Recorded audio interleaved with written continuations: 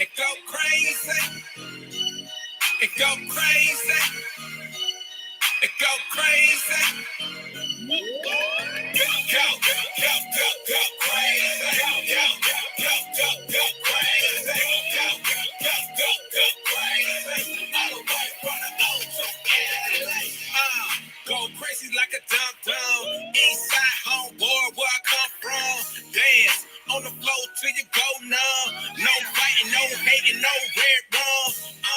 This is O City. All the way to the bay, hit the base, feel me. Catch a case cause it's beating up yo Chevy. Get you moving side to side, getting all sweaty. Make you work it out. Turn the volume up loud. This a draw crowd, make it all shout. Go, go, go, go crazy. All the way from the O to LA. Hit play on the track and I'm ready. Quarterback, Tom Brady. Get you all in the frenzy. Go, go, go, go crazy. Go, go, go, go, go crazy. Go, go, go, go, go crazy. All the way from the O to LA. Go, go, go, go, go, go crazy. Go, go, go, go crazy. Go, go, go, go, go crazy. All the way from the O to LA. Go, go, go crazy. Go, go, go crazy. Go, go, go crazy. All the way from the O to LA. Go, go, go crazy. Go, go, go, go crazy. Go, go, go crazy. All the way from the O to LA.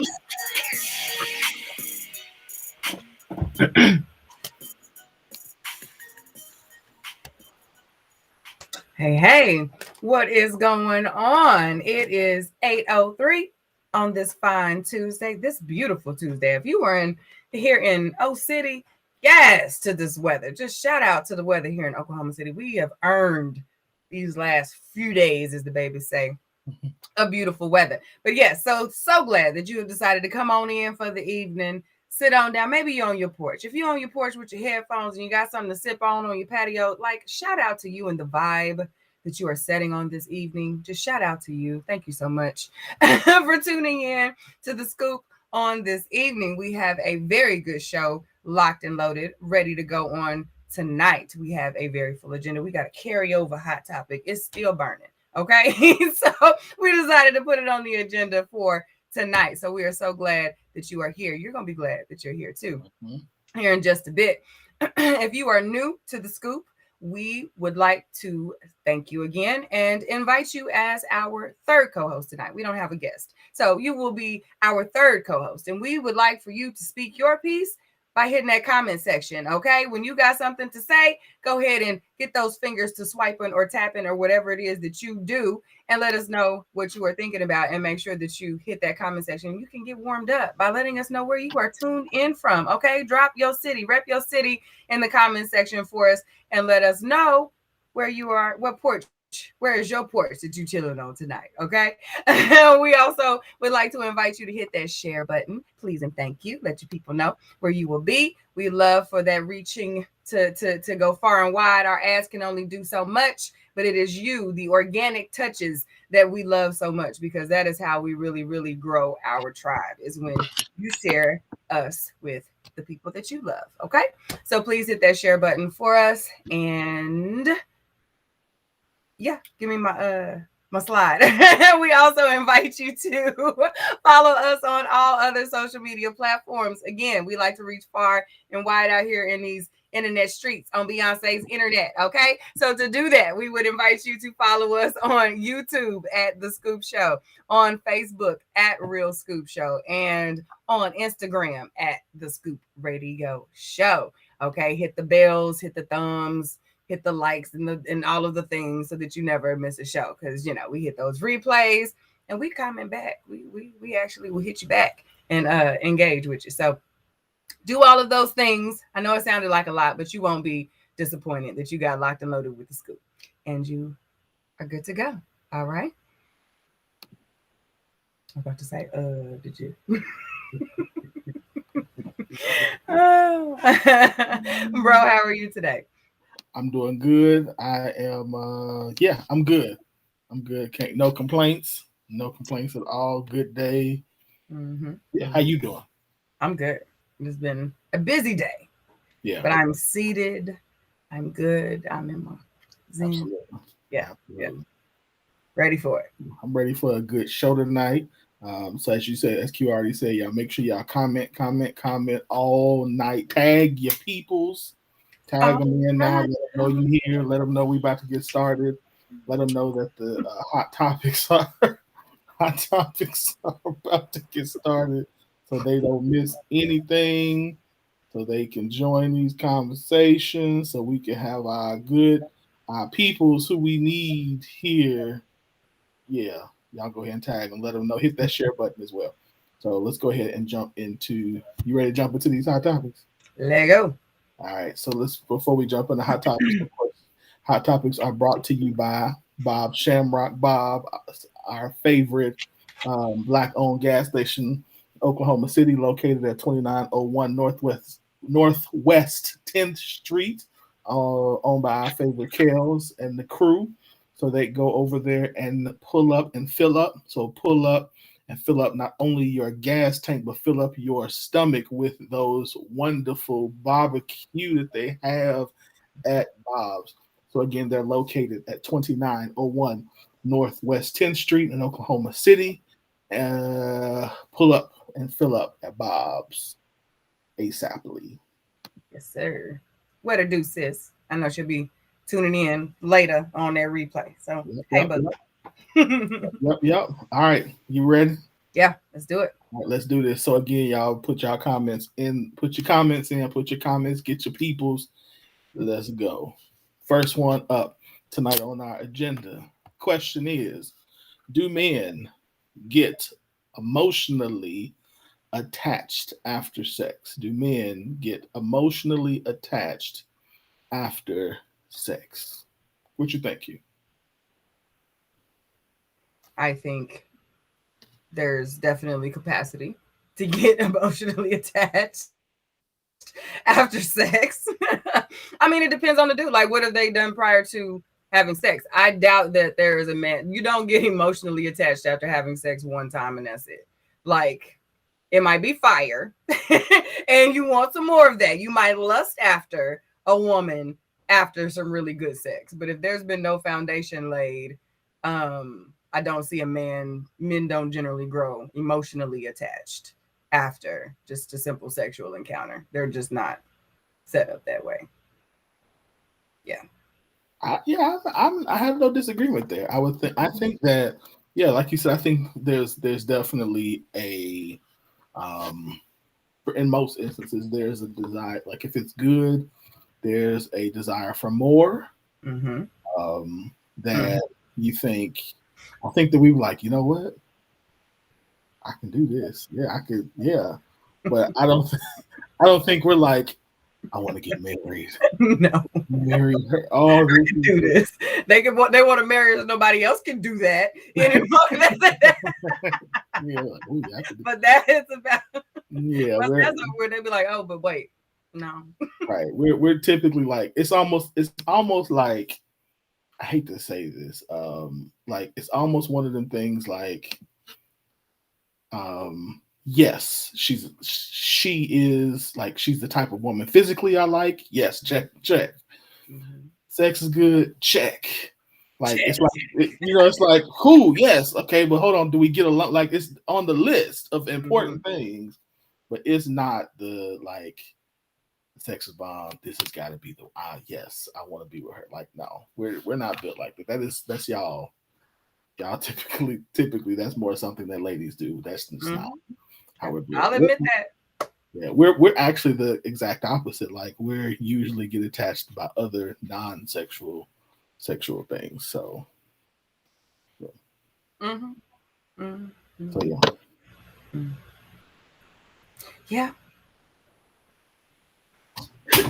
You have something else to say. Go ahead.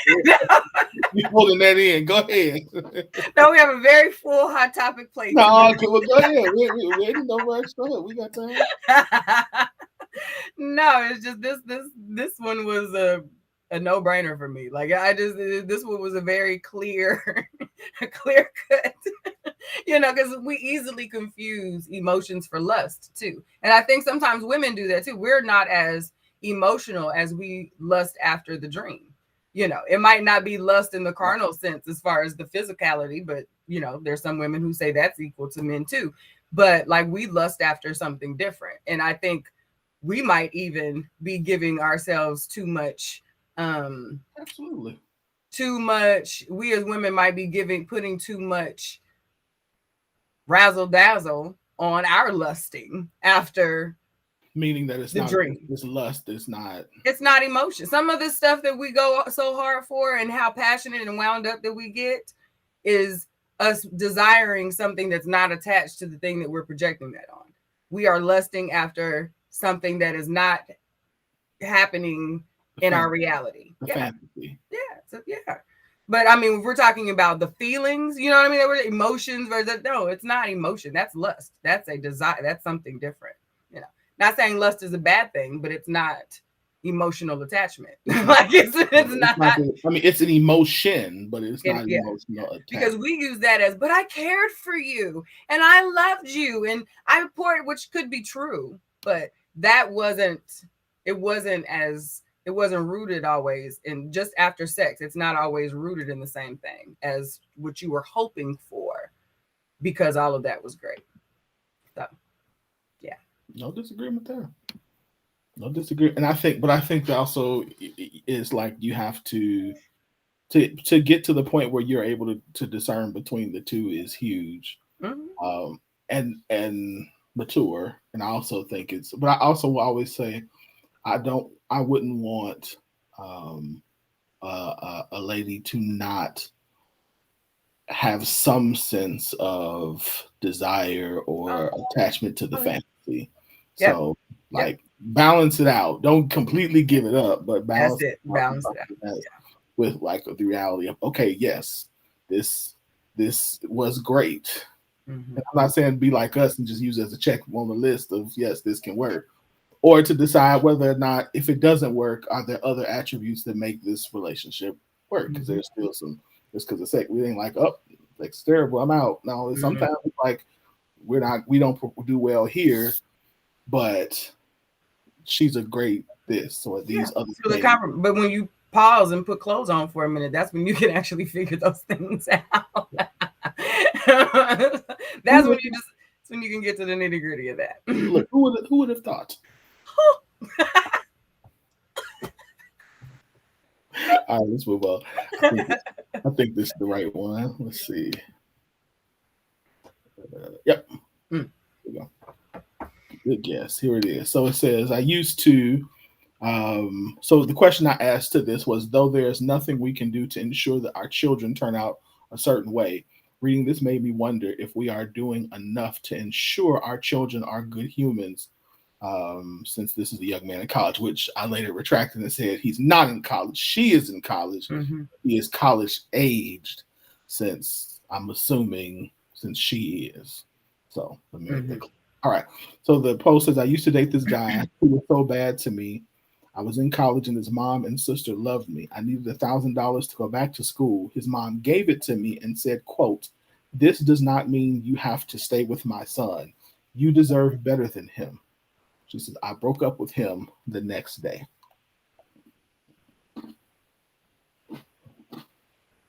Mm-hmm. Mm-hmm. Yep.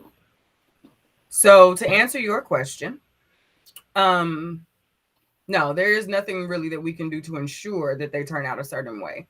But I think that once they get to a certain age, usually college age, when we start to release them to the world, you have to hope that what you've done during the time that they were directly in your care, that what you have done is in there enough that it shows up before they go hard enough to hurt. And if they do, that they know well enough to come back and say, I need help. You know what I mean? Because that's what I hope for my son. Like, I'm literally in this position where he is 18, getting ready to be, out there in the world. And I'm hoping that what I put in there is enough that he is able to stand through whatever adversity comes. To this post, I'm this mama. Like I'm that mama. Like and my son knows it. And I said this on the post, and me and Ryan had a back and forth about, we had an exchange because he was kind of shocked that I said, like, I'm this mama. My son knows I'm not, Adrian, no, I'm not for this mess. If he ends up going down a path that is not the one that we have shown him as far as the type of man he's supposed to be as far as relationship wise, and he starts trying to go, I'm not for that F boy mess. Like, I don't. No, you better keep it far, far away from me. I better not know none of nothing. Don't bring that one little girl. Once I see that little girl, until you tell me she ain't the little girl no more, I'm asking about where this little girl when I see the new one. Like, I don't play them games. Don't bring them around me. Every little girl's not supposed to meet your mama. And if you gonna do, I support you dating multiple people, but don't sell no dreams and do all that kind of stuff. And don't be lying and all that other. So if you turn out to not be doing well for the one who's all lost in your sauce, and I'm close enough to be able to put some game in her ear, I'll do that. And I'll let him know, though. I'm not gonna sneak it and tell her without him knowing. I'm gonna let him know plenty. He gonna have plenty warning. Trust me, I'm his mama. He gonna know. Hey, why you bring this little girl over here? You know what I mean? Like, I'm the one that's gonna have those kinds of questions, and you got once, maybe twice, to put me on blast at my house, and then I'm airing it out. So my mother and my sister. What just happened? Go ahead. Continue talk. Go ahead. My mother and my sister are this mother. So straight up. I actually had this happen. So, and it was, I didn't have this specific thing, but I had my mother and my sister like call me out in a situation that, and I was like, y'all supposed to be on my side. And my mom was like, hey, I love you, but you wrong. And you're not going, this isn't how I raised you. This isn't how I raised you to treat women. Yep. Not how your father raised you to treat, and you're wrong. And so I was like, they right. I mean, they were right. So I wonder, I think for me, what made this question was like, I think as a parent, my son is 8 now, getting ready to be 9. And we're having conversations, about how you treat women. We're having conversations about, how young men treat young ladies. What's the right, in certain situations, okay, this is the right thing to do, holding doors, like gentlemen stuff too. So I wonder, but I still wonder, am I giving him enough? And so I wonder, as parents, like, how do we know if we are or not, or do we just have to give them the best we have, and like you said, and hope that it does show up, and that there are other things and people around our children that can help either reinforce or talk about the things that we're not talking about. And seeing the things that we're not seeing when they're not in our presence, to say, like, hey, this is the type of person you are. Like, we try. Yeah. I think most parents do try, but. And that's all you can do. We're preparing them for the world that we're living in right now. But fast forward 10 years for Trey, when he's 18, our world's going to be completely different. And he's going to have to instantly adapt to, well, not instantly, because of course it'll be over time, but like, we're learning as they're learning. That's the thing that we realize when we become parents, because nothing stops to allow you to catch up to parenting. Everything is still moving just as quickly for you as it is for them. And I really realized that being a young parent, you know what I mean? At 19, I was literally a day past 19. Adrian was born the day after me. So I was 19 and one damn day. And here's parenting too. So we grew up together. And I know my story is not different from so many people out here. You know what I mean? And it's one of those things that, realizing now that they're growing up in a society that is now similar to what our parents described. You know what I mean? Them growing up with, as far as the protests and we didn't have that. Like, we didn't see that. We heard about it, but we didn't see that. Our kids are seeing this in real time, and we're reacting to it with our revolutionary parents mixed with our semi kumbaya mentality, mixed with the madness and the fear and the anger that we have as living it. So like we have all of these emotions mixed into this too. So like I cannot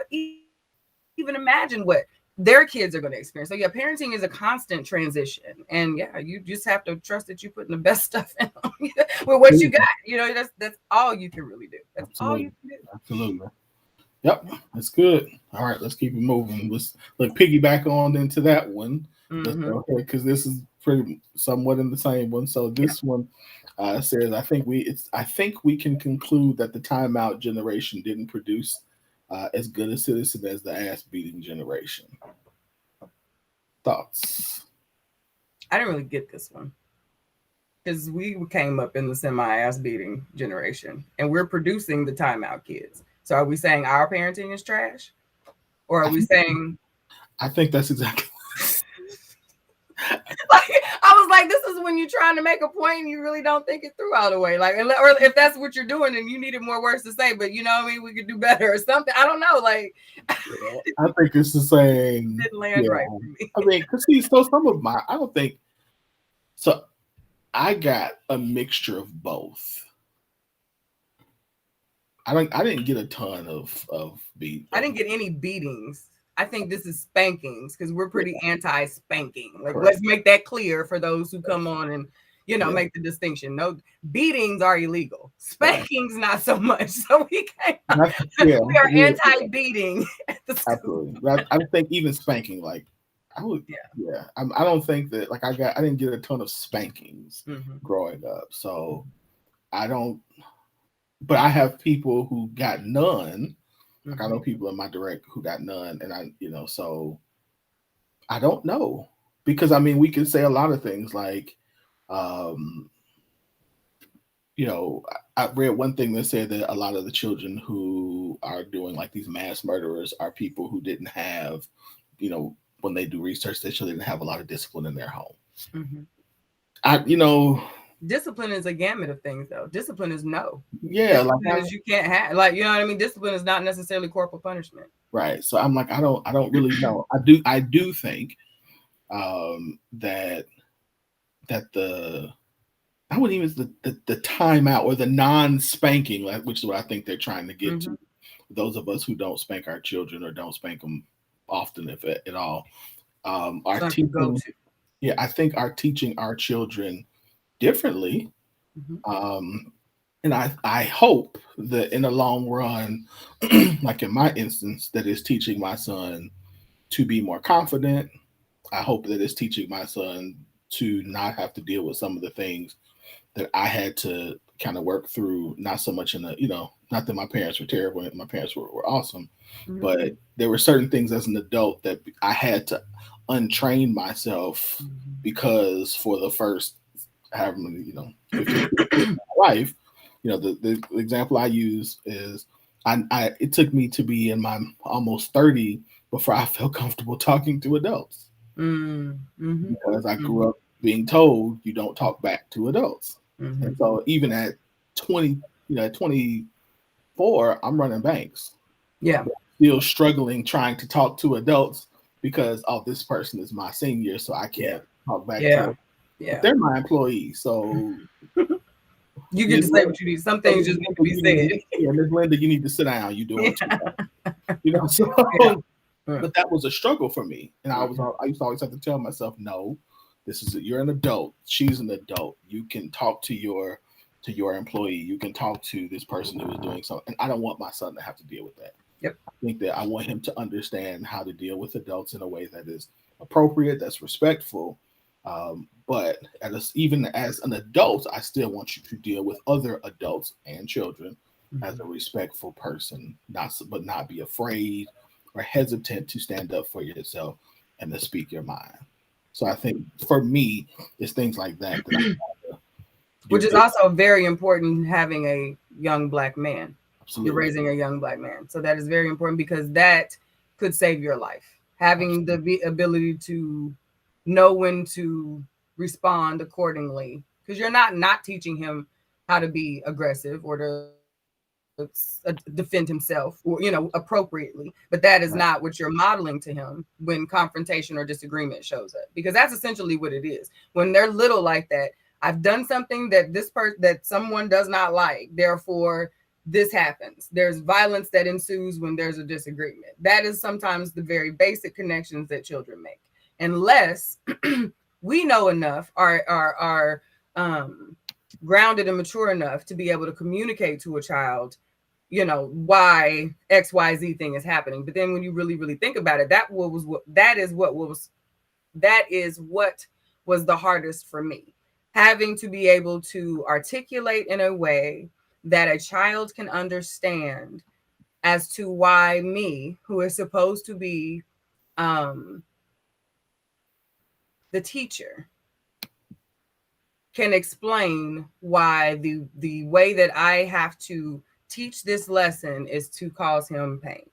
That, or and I say him because he was my first child. Adrian was my first child, and that's the one that I kind of figured that out on, like, wait a minute, this isn't working for either of us the way that I thought it was. Because when I really thought it through on my own, I thought this doesn't, I don't have that. You know what I mean? I can't articulate in a way that either of us can really make that connection to where there's value in our relationship, in Right. this lesson. You know what I mean? And Right. it being something that, I just spoke about, sticking through to the next, like, that wasn't happening. Yep. So that is why I made that decision. Everyone makes their own decisions based on what they feel, and I will also say each kid is different. What you need for each child is different, because I have a good mix of all three. One needs a little more than the other, but essentially none of them really have much experience with physical, because that's just something that I couldn't really connect the dots on enough to be confident in doing consistently with them. Yeah. So, and I think that's a benefit to this next generation too, because the way that this world is going, you can't go around beating the hell out of everything. And we shouldn't, which is part of the violence issue we have now. But I do want to also say, and then we'll move on, that I want to acknowledge that that this way, in my opinion, is longer and more difficult to teach certain lessons. And then there are certain times where, like, there have been times where I wish I was that parent. Like, even like, you just get it over with and be done. Well, not even so much that, but like there are situations where, like, I've had to tell him, like, look, if I'm saying don't do something in this moment, like, I don't always have time to talk to you and explain to you. Like, there's some things I need you to get right away and stop doing right away. Like he'll be like playing somewhere and doing something. I can see something about to happen. I'm like, hey, stop. Well, why? No, just stop. I just need you to stop now. Like, this is not the time. I don't need you to question, because I'll encourage him. If you don't understand, ask me that. I don't understand why you ask me. Can you help me understand? I'm fine with that. Yeah. But sometimes I don't have that time to do that. Yeah. Sometimes so you need to get a mama look. You need to. Yeah, and I have one. Oh, I do. Yeah, and like that. I do. He's like, I feel you though. I feel you. He's baby, at that age. Yeah. At me like that. You okay? Like, he gets it, means stop, but he's like, okay, well, I was just asking because, and I'm like, I get that. However, but there are some moments I cannot go through this process of explaining and showing you and walking you through the rationale of why this is a bad decision. And he's like, oh, okay, I heard. Yeah. So I want to acknowledge that there are times when it feels like, there are times when it feels like I'm being punked. I'm like, I'm being punked. I talk too much, so I feel like I'm doing too much damn talking. Like, but I see the value in it later on when I hear them trying to problem solve with each other. You know what I mean? Like, when I hear them, it might be loud as hell, but I hear them trying to talk it out. You know what I mean? And that's when I'm like, okay, it's making some value. It drove me crazy, but they got it. Working, like, it's working. Okay, I'm not completely doing. Like it. I ain't too hippy dippy. It works. Yeah, because you're in our community, it's like, just beat them. Yeah. And I just beat them. Which one is this? What's next? All right, this one was mine. Yeah. Oh, get ready, y'all. Yeah. Is this the right one? All right, yep. Oh All no, right. you got to give us the post first. Didn't you? Are those part of the main topics or are those? No, they are, but I mean, I can show them. We can show them. We'll come back to these, but yes. All right, so Like here. you almost want to say that one for the main conversation. But go ahead, go ahead, go ahead. All No, right, so this is how this started. I'm gonna show yeah. everybody. All right, so how this started was I posted this. I posted this question in the group to the ladies. Like, ladies, what's arrange these in most order of importance. Number one, dick size. Two, money. Three, looks. Four, loyalty. Five, personality. And had them rank them. I also posted to the men in the group. I posted the same question. So, gentlemen, arrange these in the order of importance. Good cookie, money, looks, loyalty, and personality. So, from what people chose, I had this question here. And the question is, because let me say that the ladies in the group pretty much put good dick, which was number one, last. Almost every woman, I would say, Q, am I right? 99% of the women in the group made that important on that list. Yep. So from that question, I asked the question. All right, so ladies, based on the responses from yesterday's post, where I asked ladies to rank those five characteristics, an overwhelming put a man's penis size is least important. We get it doesn't mean ladies don't care about this, but that it's least important on that list. So here's my question. Could you be truly happy or fulfilled in a marriage or committed relationship, for those who don't want to be married, with a man where the outside, the bedroom intimacy was present, but the bedroom sex was trash? Or would you eventually get tired of trash sex and move on? And I put the caveat, yes, I know that size does not necessarily mean good sex. And I also know that studies do show that a large portion, some studies say 40%, some say 60, a large portion of women do not orgasm. So, yeah, thoughts. So yeah. Um, could I be happy and fulfilled in a marriage with continual trash sex? No. Mm-mm. Not continual trash sex. Um, I think continual trash sex with no effort to please me in another way. Like make sure that there is some happiness happening somewhere. But I don't know if that still Inside the qualifies in this bedroom. question. Yeah, but no, in the bedroom, you can still make sure that I'm taken care of without your physical and that, like without the actual. Since we nailed it down, you didn't say good sex, you said good penis. So there are Yes. other things that you can do aside from that Yes. to make sure that I'm taken care of. So if you have no desire to do those things, then nah, player, So we're we're not referring gonna to be. oral sex, toys, stuff like that. Yep, Okay. yep. Because I'm a creative type of chick, so I'm So willing you to. would, so you would be okay with if those things were present, but Yep. the actual okay. Yeah, yeah. Because to me, yeah, and to give further demo into why I think more women chose number one, you also have to bear in mind that the average age of the women in the group that this was primarily and on Wynn's primary page are older women. We are 30s, 35 up 40s, probably. yeah, 35 and up.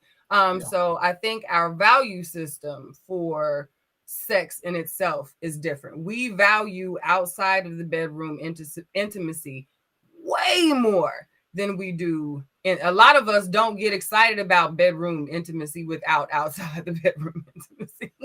So like those things. In this time period, I would say yes. Yes. So, and Because that was so hard for so many people to really, some of the men to understand. Like it got to the point where they were like, nah, this is lies. This is lies. And some of the women had to come back and be like, no, this is accurate. Like there's no, these aren't the only things that are a part of a person of making a good relationship either. These were 5 characteristics that we were asked to rank yeah. of the 5. So Yeah. I think there are 5 big ones. Let me throw that out they there. I are, think there they are are. 5 big ones for the, but I think so. I think here's, I would say that I think that part of it is part of the reason why. Let me address this. Why I understand the responses is because I think that yes, a lot of us, a lot of ladies in this age group value other outside intimacy, other parts of security as valuable. Where I struggle and where I wanted this conversation to go, my because I always have a mind something. I wanted this conversation to go is I wanted us to be able to say that at some point we value this more, and now we recognize that the way that we valued it didn't really give us um, the full intimacy that we thought we were looking for, because there was a time period in a lot of ladies' lives where this was important. And culturally, we still talk about this a lot more. We talk about money and we talk about sex. And we talk money, power, sex. So if you got a lot of money, you get power. If the sex is good, you can get the girl. Like so Yep. those things kind of go hand in hand. But to have the discussion to say that yes, that to us, this is something that we value. We do want good in the bedroom intimacy. However, and we do recognize that there was a time period in our younger years where that was, and it doesn't mean we don't want it now, because we know what happens when ladies get into that Yep. 30 plus age where you're just like, it's go time. But that doesn't mean that I don't need these other things. And I wanted men to be able to say, to be able to come to the place where we can reconcile this idea that it's okay for us to be trash dudes. And as long as the sex is good, we're going to be able to. And there are definitely women who that applies to. But for the type of woman that a lot of us want, you're not going to get a woman who's going to be a great partner and who's just going to be okay. Typically, sometimes you can. I'm going to say that. Who's going to be a great partner and all she really desires is good sex. Because she's going to want to have conversation. She's going to want somebody to help her build a life. She's going to want somebody who she can have conversation with, who can do other things and who can show her outside of the bedroom that he values her. And we got to reconcile that. That's just a thing. We're not kids anymore. Yeah. And that is if you are a man who is seeking a long-term relationship with the one who's only sexing you.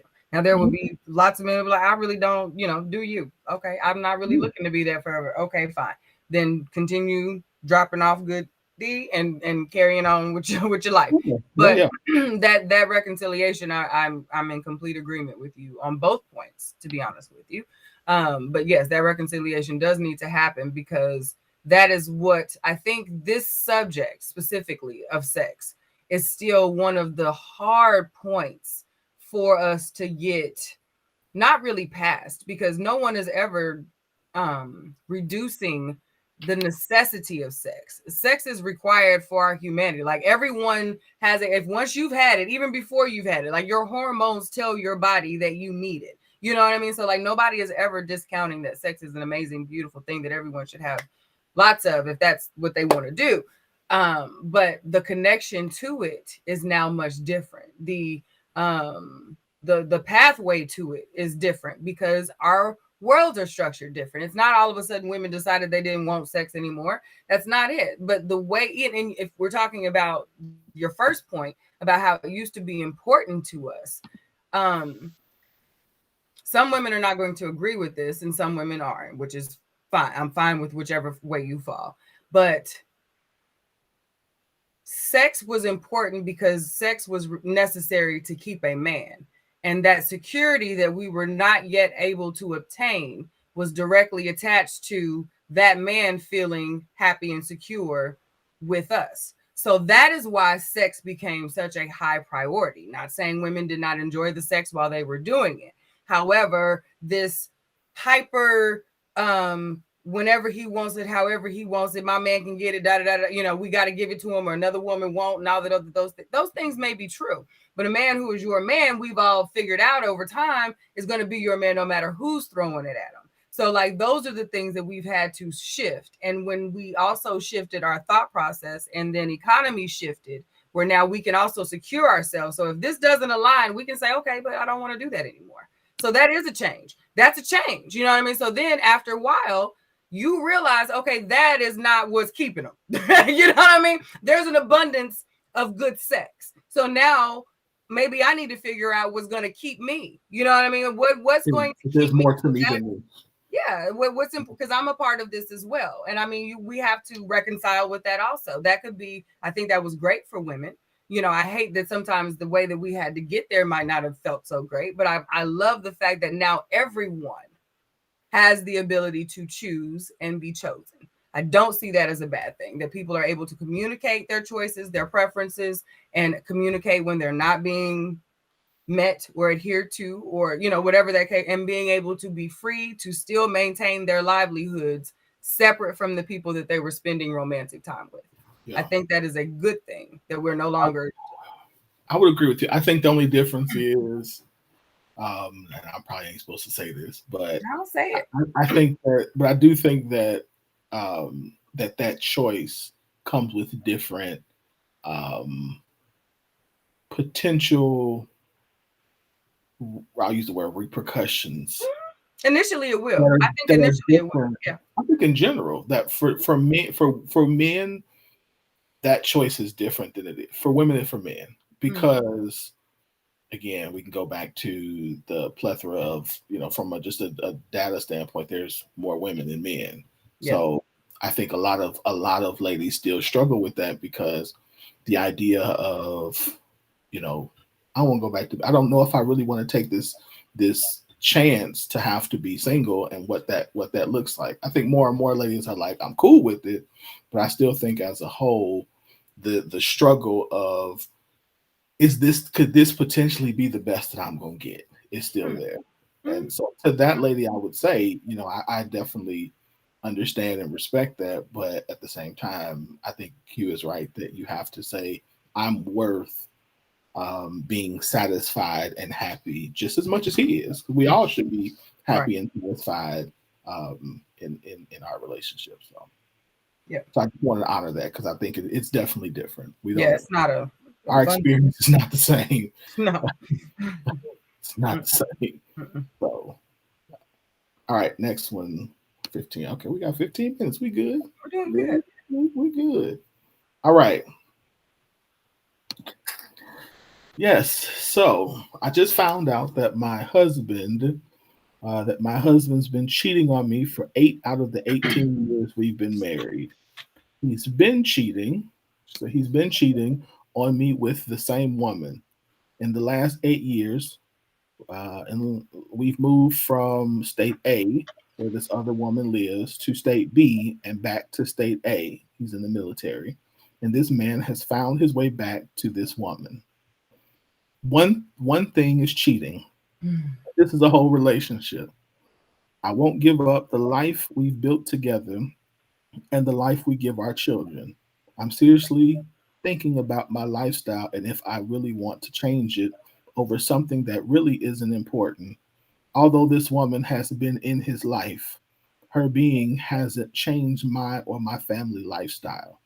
I just don't feel like going through this at this point in my life. So pretty much what I just said.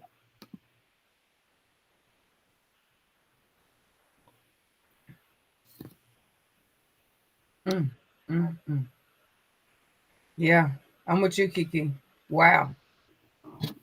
So this is a lot. This is a lot, because while crazy as it sounds, military stood out to me. The time they've been in the military stood out to me. The fact, the words used really stood out to me. 20 years in military, you can retire. Whole lot of things open up after that 20-year mark. Adultery is looked on terribly in the military. So lifestyle is a huge factor for her, considering she's been the primary spouse, whatever sis over here was doing, side sis was doing, because she's family at this point. 8 years in, Homie been traveled back and forth from one side to the other and back again. That wasn't, rarely do you go back to where you came from. Just saying. Okay.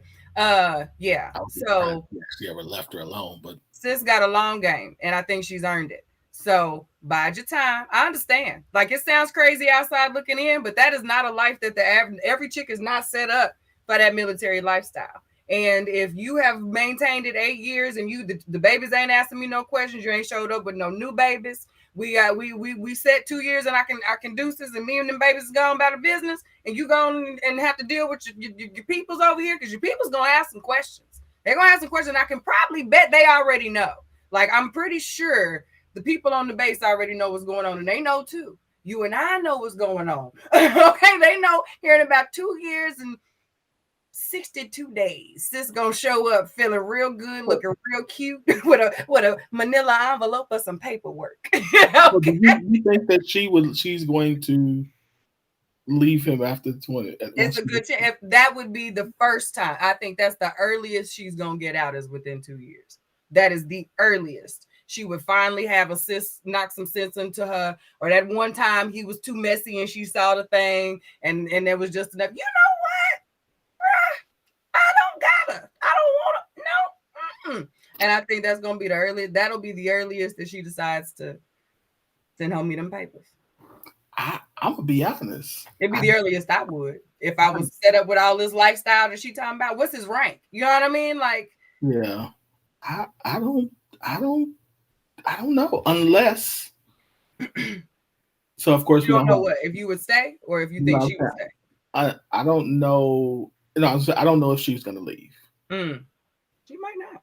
Because, and the reason I say that is because so she would get benefits and some things now after 10 years. So Yeah, not the 20-year ones though. 20 years, but 20 at retirement, you do get some benefits too. But and maybe I don't know enough about military benefits, but I don't from what I know, the differences in benefits at 10 years that she would get and the benefits at 20 years are not that. I think it's the That's lifestyle. why I asked his rank also, because if the lifestyle that they're living currently, they also still have regular, like, the benefits that the military provides are still the benefits that the military provides, but they're still married. So like their assets that they have, whatever, all those other things that they could have acquired because of the other positioning that he's had in the right, like there's time frames on that. You know what I mean? Mm-hmm. You know, you the money man. Yeah, but those time frames are like she still would get them as long she would get them for the rest of her life. So yeah, I don't. There's some stuff that, but I don't because from what I know, I don't about the. I think that the lifestyle that she's referring to, I think the earliest she would leave is when the kids got grown.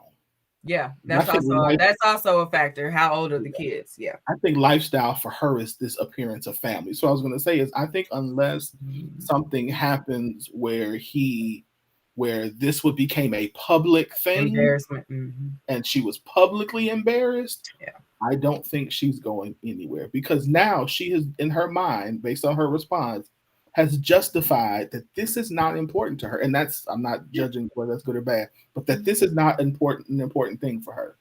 And for whatever reason. So whatever those reasons are, I would guess because it's not public, because like she said, it hasn't affected their lifestyle. So he's missing no games. He ain't, he ain't sloppy with it, all that stuff. So I think as long as if he maintains whatever thing he's doing now, and it's because I don't think she's going anywhere. Like I said, even when the kids get grown and are out the house, depending on what this lifestyle looks like, I still wouldn't think. But I think if it's this appearance of family, if that appearance is a good point. That's a good point, because they've been together 18 years. So even if they waited just a few years to have children, one of the babies is on their way to adulthood, and the others could be somewhere stair-stepped along there. I said assuming that they waited a couple years. If they had a baby going into the military, like so many do, that's the reason I got this baby on the way. Let me marry her and get on in here. She just found out that they were he's been with this woman for 8 years. He said, I just found out that he's been dating this woman for 8 years, and now she's doing the play-by-play. So like she's past that those other points, and she's just realizing now what the timeline was. So like we already to this point. She's like, hey, listen, if we're talking about the 5 stages of grief, she's at acceptance. Yeah, she's like, this accepted. This is what it is, and yeah. Okay, like how do I manage this? Yeah, I don't. Again, I'm not suggesting right or wrong. I'm just saying that's a trip though. That's wild.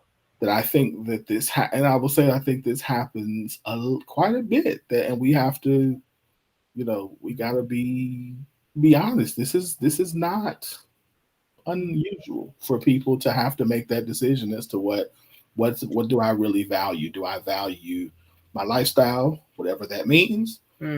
Or do I value, like, is this something that, because again, I think also, and I said this on the post, that for everybody, and I know I got all kind of crazy looks, everybody doesn't get to, everybody's like, everybody, not everybody, but a lot of us get to this space where we feel like the ideal situation, like we've had this talking about this fantasy earlier, like everybody's not going to be the Huxtables, and everybody's not going to have that when we get to this space where we realize that was TV, and that there are some real reality things that happens in life that make that I now have to decide, is this really what marriage is supposed to look like, or is this just the thing that I was told it's supposed to look like, but it's really, but even the people who told me weren't doing that. So now I've got to make this adjustment. So I think we got to be honest about that we do go through these stages where we have to say,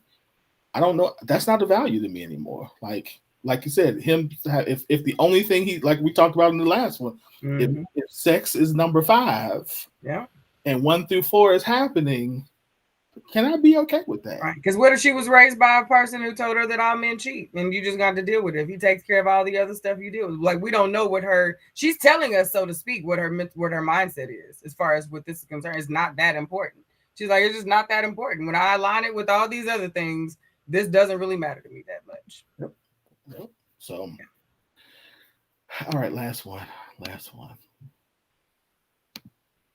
And yes, Kiki, you're right. She does need to go to a gynecologist. But at this point, after 8 years, I mean, it's in there, sis. If she ain't been in 8 years, then yeah. Ooh, this post made people mad. Yeah. Mulan came through on this one. So Miss Williams says, all of my exes are now married, which might conclude that I've always dealt with decent quality men, but maybe I wasn't marriage material at the time, nor ready for anything that serious.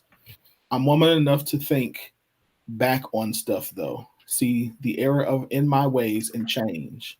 We as women need to put our pride and arrogance to the side and try to do better versus always playing the victim and not being accountable for our crap. It'll only help us.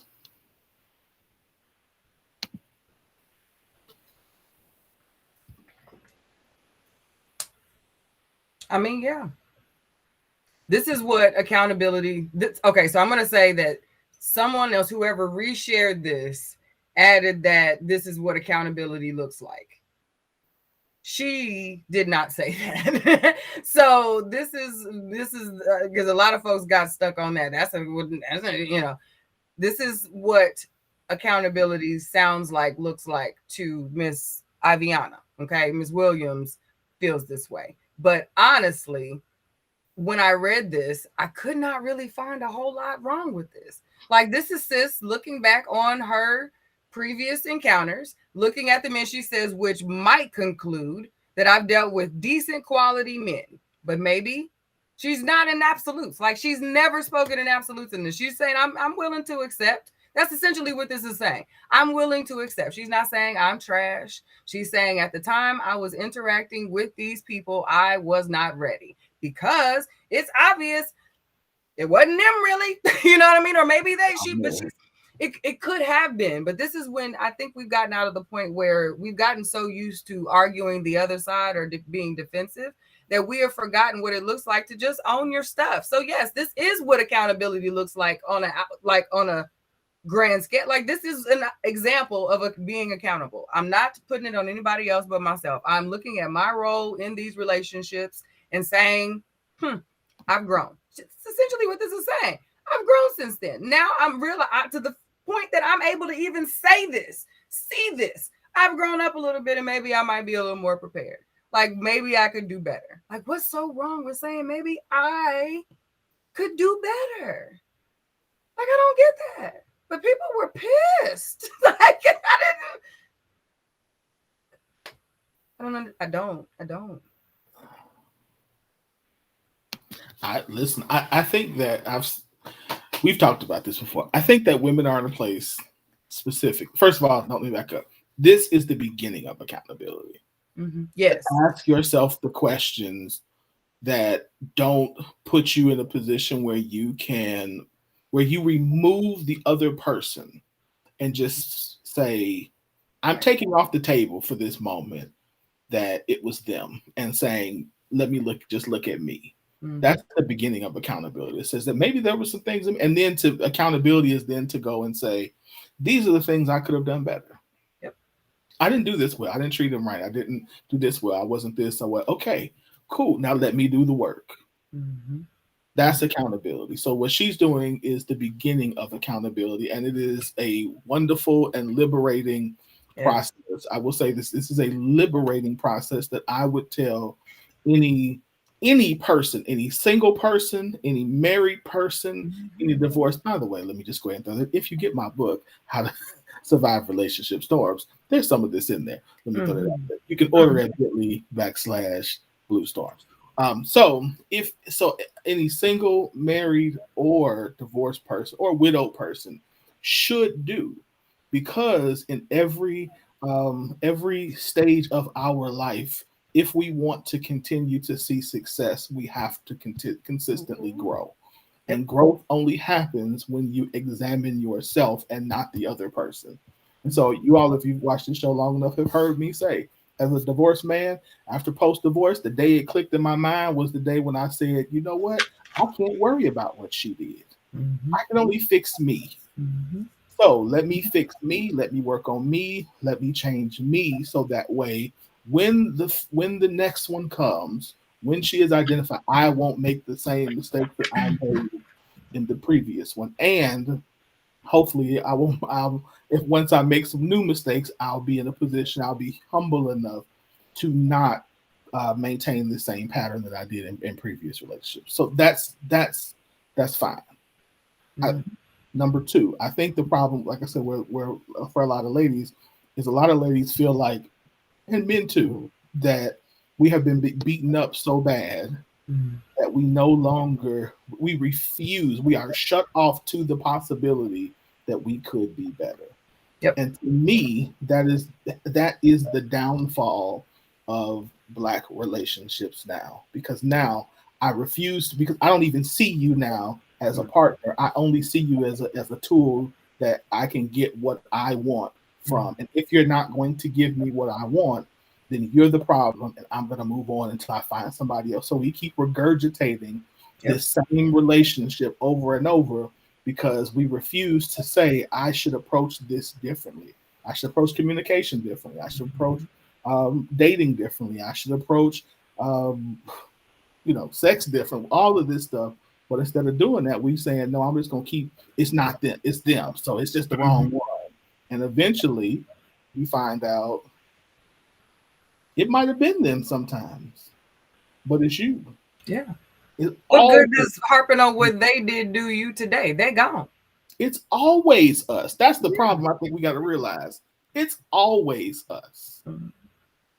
Because you're left with you. You are the only one that you can do anything with. So yeah, like that person, and that's not absolving a person from what you feel when you've been wronged. Correct. You know what I'm saying? Like, you can still feel wronged, but own that you are in a place of, I'm still healing from being wronged. But when you're healed from being wronged, you don't necessarily never experience love again. You just go into love with a different understanding, a different your scab is your scab hits different when you go into it, that next go round. But you also have to remember that every time I'm in these situations, I'm in these situations. So it can't always be them. It's not always. Because you have to move on past those specific situations and deal with you. Because who are you taking into the next in the next encounter? Who? Yep. Yeah. Yep. Like I said, I think it's always you. Whether seriously, whether it's our response, whether it's what we allow, whether it's like, to me, it's always, and maybe that's just me. When something goes wrong in my life, it's me. Maybe this is I refuse to Yeah, give that's some anybody, stuff we working on because it yeah, ain't always. I just refuse to have the power to give anybody the power over my life. So again, it doesn't mean that people don't do things wrong. It means that I am the ultimate accountability for my life. And so if you do me wrong, now I am accountable for how I respond to it. And I have to respond to it well in such a way that I don't lose who I am in my response. So I can still end the relationship, I can still cut you off, but I'm not going to not put myself in the position to say, okay, what did I miss? What did I not see? What did I not? And again, it could just simply just be I saw this coming and ignored it. It could just, what I mean, it ain't always got to Right. be something big. So I'm big on self-talk, right? And as being your sister, and I love you. I initially heard that and I was like, we gotta fix that. Because I get what you're saying. I do understand you are responsible for how you respond to what life throws your way. You are always responsible for your response, but you are not responsible for the wrong that happens in your life, or Absolutely. the disaster, the thing that shakes you is not your responsibility. No, How you respond to those things is your responsibility. But even in saying that, you are still a human person. So you have to grant yourself the grace to be able to say, okay, do better, bro. That's that accountability. That grace is accountability is grace. I see that I did that thing. I could do better at that thing. I have the capacity to do better. I'm now committing to myself and the people that I'm loving to do better. Like that is what accountability is. Absolutely. So it's like not something we should be running from. We should not be offended by saying I'm going to be accountable for it. That's creating a space for better. Yes. And so I'm not just saying that people can't. Some stuff is life. Yeah. Some because when you said that initially, I was like, yeah, no. I'm not definitely saying some people just have done me trash. And I mean, you get, some people do me I think I get done trash quite a bit, but that doesn't mean that I don't get to examine myself, and doesn't mean I don't get to give myself the grace to say, okay, yeah, it was just a mistake, move on. And it doesn't mean I'm not going to sorry, I'm reading Kiki's comment. It doesn't also mean that I'm not going to make better, whether it's better boundaries or better, in the future. Yeah. So totally. Yeah, absolutely. Okay. Absolutely. We on the same page. All right. I was making sure. You had me worried for a minute there because you stood firm on it. That was me. It's not you. I'm not getting on the altar sacrifice. Yeah, no, I'm not getting on the altar sacrifice for everybody. No. You don't do that. Thank you. Jesus paid it all. Not me. I'm good. Not me. No. We don't do it. All right, let's go. So, here we go. Add time. You mute me.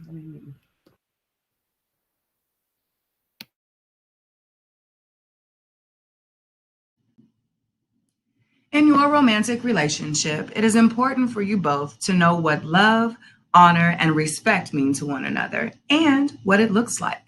Many men and women in relationships have differing understandings of love, honor, and respect, which cause them to mislabel their partners as unloving, uncaring, nagging, dishonorable, and/or disrespectful, when in fact your partner is attempting to love, honor, and respect you, just from their story. Gottman says, for a conflict discussion to succeed, you must state your feelings as neutrally as possible and then convert any complaint about your partner into a positive need. Your goal is to give your partner a blueprint for succeeding with you. Think of your negative emotions as a clue to a hidden wish. Then express that desire directly.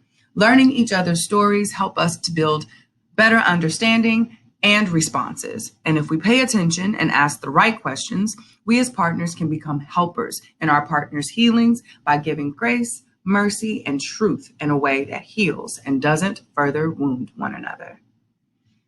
To learn more and order your copy of Surviving Relationship Storms by Winfred Burns II, visit bit.ly/Blue Storms today.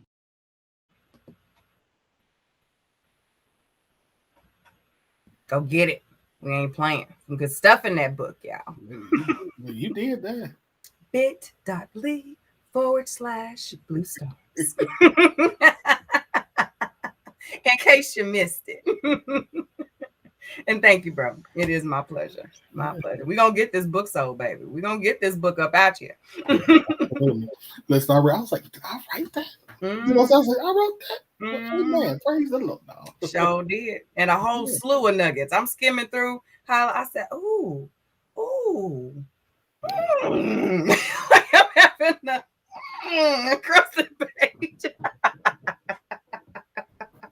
I ain't playing. That's what I said today. Send me some bullet points because I've had this whole book on here. It's all. Yeah, thank you very much. You are very welcome. Yes, no cap, as the kids say. Yeah. Also, don't forget if you want to advertise with us, you can do that. Go to we have advertising packages for all dollar amounts, so feel free to so definitely advertise with us. If you have questions, email us at globaldriveradio@gmail.com and we can give you more information about advertising with us. As you can see, packages for all dollar amounts. So whether you have an event coming up and that you want more people to see, we can help you with that. If you have a service or a product that you want to get in front of more people, we are a growing network and we want you to grow with us by advertising with us. So hit us up today and we can talk about advertising.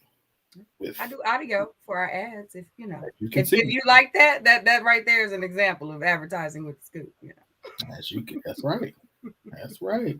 Last but definitely not least, tomorrow. So tomorrow on Clubhouse, the Scoop on Clubhouse, I've got a couple of men who are going to join me in our Clubhouse to talk about marriage misconceptions and what I learned. So we're going to be talking about, I'm the only unmarried person. I just realized it yesterday, like I'm the only unmarried person up here. But we've got men who've been married 25 years. We've got men who've been married less than that. I think everybody's been at least 10 years. So on there. So it's Danielle Cole, me, Dan, Ojori, Jeff. So Jeff's been married 25. Yeah, I think everybody's besides me is married 10 plus years. Okay. And so y'all pop in the Clubhouse tomorrow. We're going to talk about marriage misconceptions and what I learned. So y'all jump in 8 o'clock Central Standard Time, Eastern Standard Time, 8 o'clock Eastern, 7 o'clock Central on Clubhouse. All right, Q, you got it. All right. So are you going to do my ad or are we going into the thing? Okay. I didn't know what I had. Okay. My bad.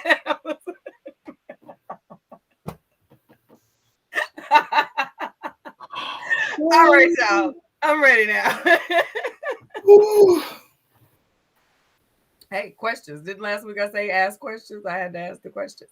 All right. So all of my naturalistas out here, I know this summertime it has been hot and sometimes that can make it harder for our hair to dry. Okay. This humidity sits and it makes it hard here in these streets. Okay.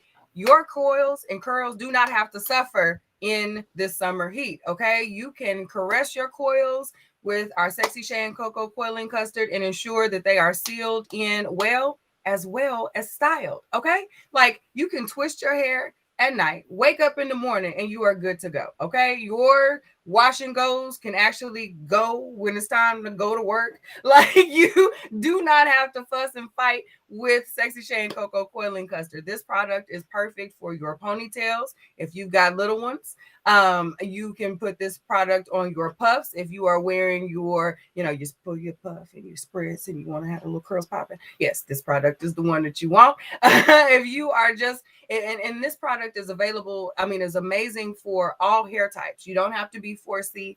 You can be anywhere on the spectrum of coils, and this product is going to basically morph into what you need. I have by and large heard more reviews. This product is my longest styler in the line as well. This is one of my flagship. This is the flagship styler for Elegance by Design. This is the OG styler right here. Okay. So if I'm gonna put my money up behind any product that I produce right now, as far as styling, this is it. So go to elegancebydesign.com and get them dry twist sis. Go to be able to rock your dry, full Morgan Freeman free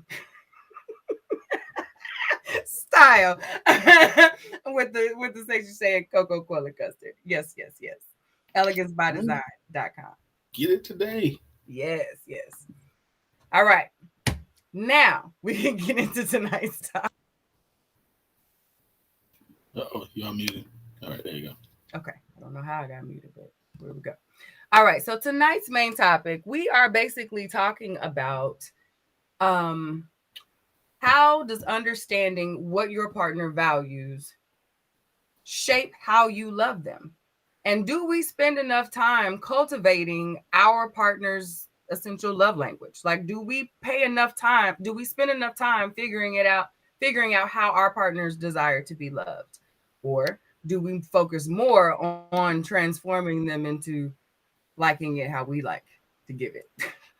So, and we've had a lot of conversations, and this has become one of the glaring recurring themes in some of our conversations, where we talk about intimacy, when we talk about whenever there's a holiday that shows up, when we discuss birthdays, when we talk about what should be expected, these types of, this is the underlying theme that shows up during our conversation. So that's what we're talking about tonight.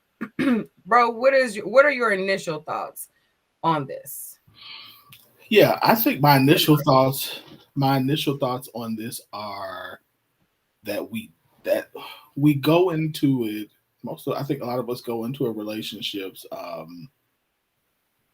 wanting to give love so badly that and so fully that we don't take the time to really understand.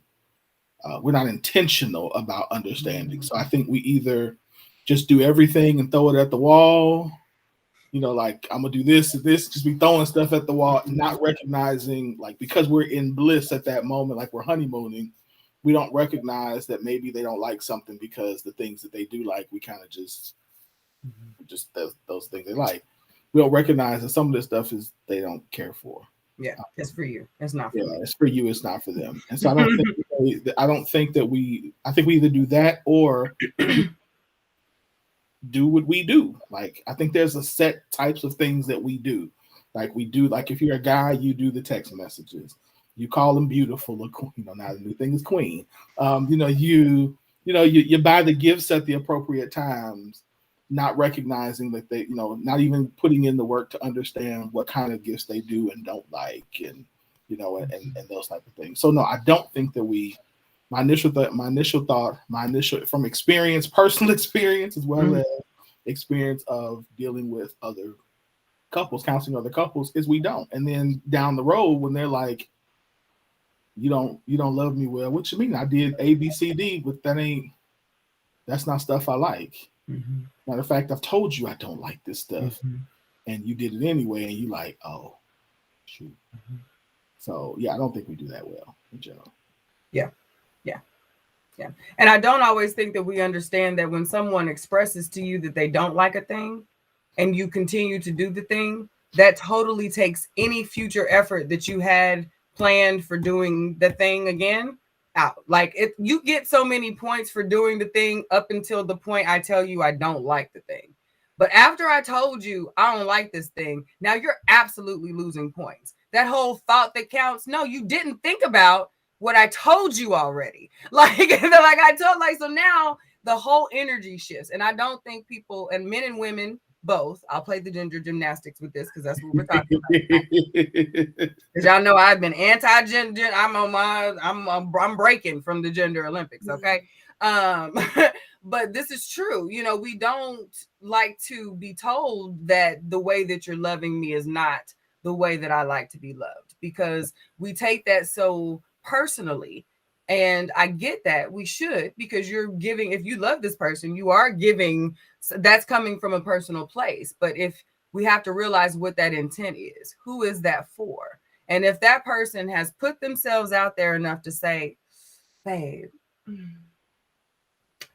I know that you do this thing and you get so excited when you do this thing, and I really love that you really love to do this thing for me, but I don't really like that thing. You know what I mean? Like, that takes courage. That's a vulnerable spot to know that when you do this to the person who gets all excited and goes through all of the things to make you feel this thing, and they're the only one that's really happy at the end of the day, that's not a good feeling for that other person. There's no joy in that. But for you to take that and then say, or be upset about it, you know what I mean? To the point where now it's well, you don't love me and you don't appreciate nothing. And it's like, well, okay.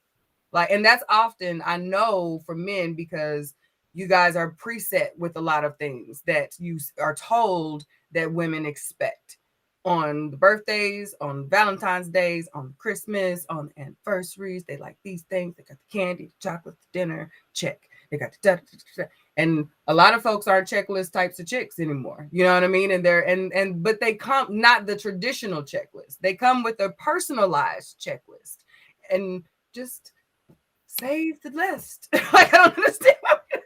Both of us, I think, and men too.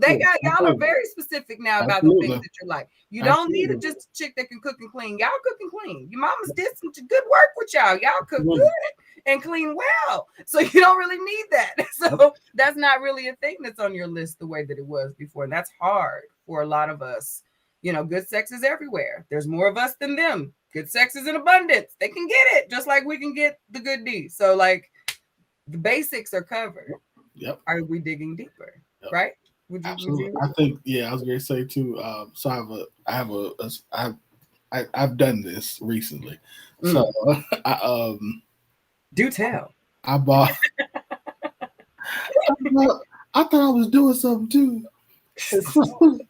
I bought these the edible arrangements. I bought like the them damn things make my eyes twitch. But the chocolate covered strawberries. Yeah, I'm like, she gonna get these and be like, ooh, and oh yeah, and so she got them. She was happy, and then she was and like at the end, what she said at the end, that was like, yeah,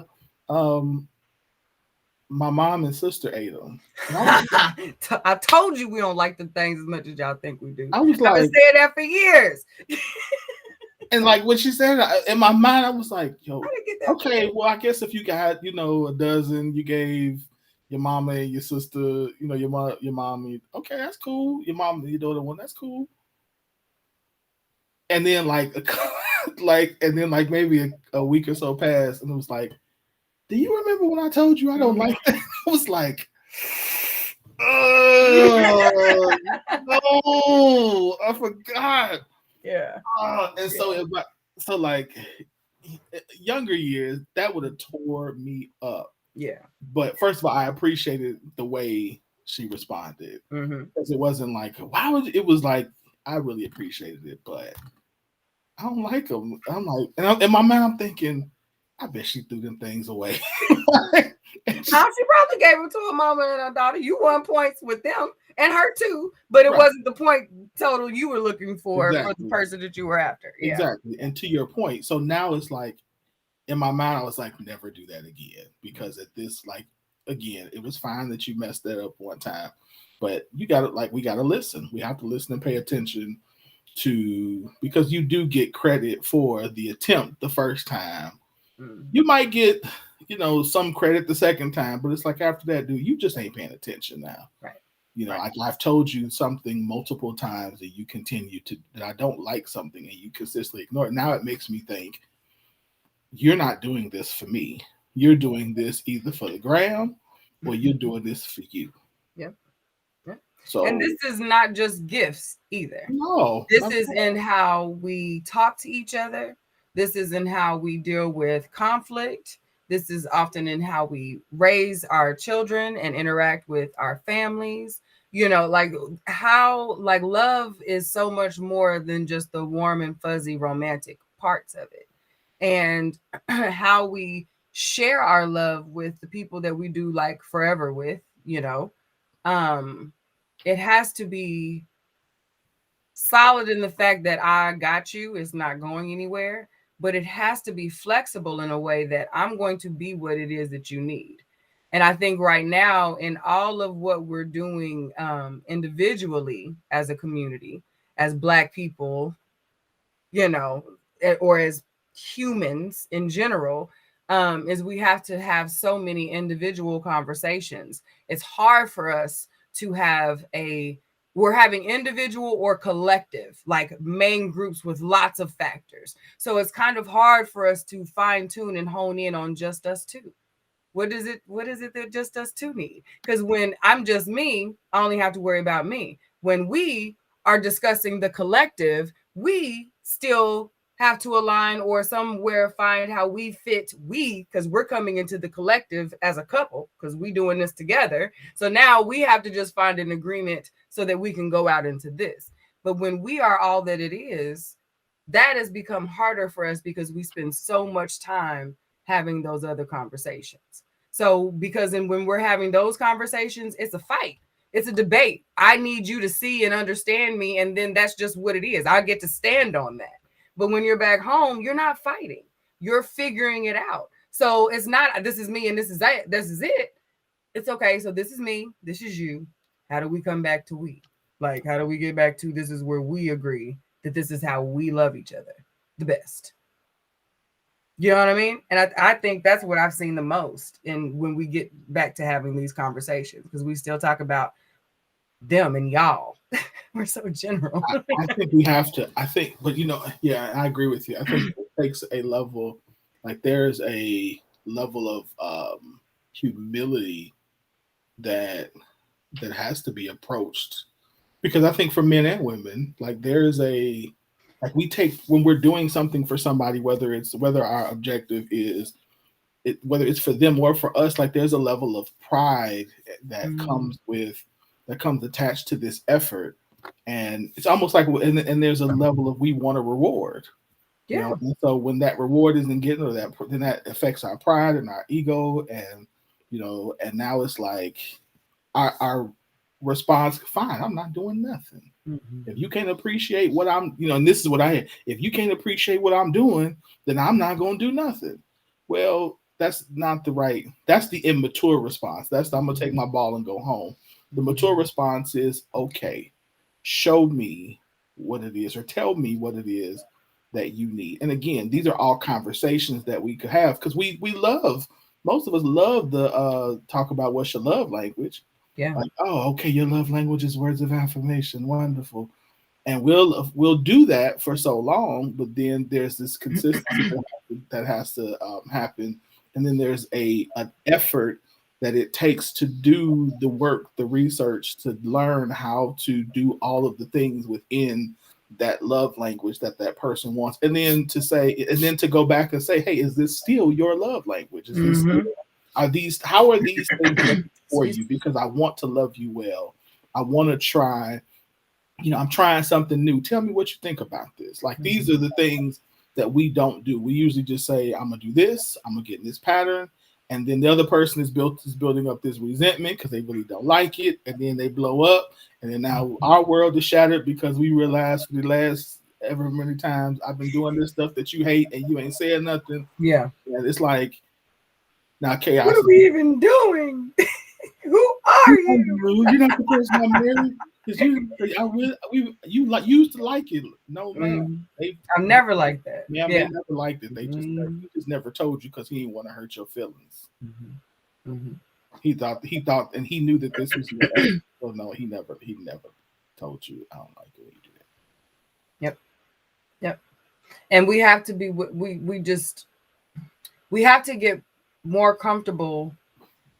Um, I'm learning this at work too. There is something good as good like you can have a healthy argument. Their arguments are not bad. There's disagreement, discussion, tension is not necessarily a bad thing. You're supposed to confrontation. That's the word I was looking for. You're supposed to confront the person that you are doing life with. That is the only way that you can create a space that you can fully rest in and trust that person, is to be able to say, yeah, that thing, let's not continue to do that. For me to be able to show up as the person that you like and love and yeah, about, I'm gonna need you to not do that anymore, because it makes me feel, or this response happens and I don't like that. It's rooted in this, and I need you to be able to just rock with me on that and not do that anymore. Okay, cool. Like that has to be able to happen, and that be okay. And it's not, you don't love me, you know. I don't do nothing right. I can't never do nothing right. Like, we can't make it so now, instead of confronting you so that we can get to a resolution, now I have to coddle you and bring you back to a place of, you even trust me to love you. You know what I mean? I'm having to reprove the fact that I love you enough to tell you this needs to be. Oh, we have a troll. Oh, yeah, we do. Oh, all right. Amen. Block game quick. Let's get that taken care of. Excuse us, y'all. I think we can only see that, right? The Facebook comments only show up on Facebook. Is that right? Anyway. Yeah, absolutely. Go ahead. I'm blocking them. Okay. So that is something that we should anticipate and give a safe space to, because we don't have the time to waste as far as our relationships are concerned. A lot of our stuff is crumbling simply because we won't have the healthy confrontations. It gets so nuclear so fast, and we don't know how to recover from Facebook it. Comments only show up on Facebook. Is that right? Yeah, absolutely. I'm blocking. Okay.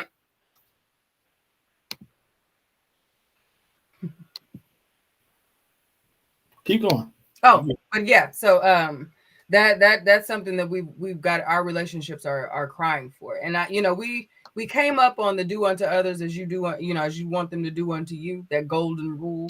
And a lot of the times that is what we hear, not verbatim, but it's, I'm showing, this is what I know. I love you, so this is what I'm showing you. I'm trying to, this is what I do. Okay, I accept that. I receive that. However, I would appreciate if you tried to learn these things. That's not all you can do. That's not the only way to love. That is the way that you got comfortable and that you said, yep, that'll do it. I'm good. Yep, that's love, and that works. Yeah. Or it worked for somebody else, and so like you said, yep. So we should be willing to customize how we show up for those people that are important to us.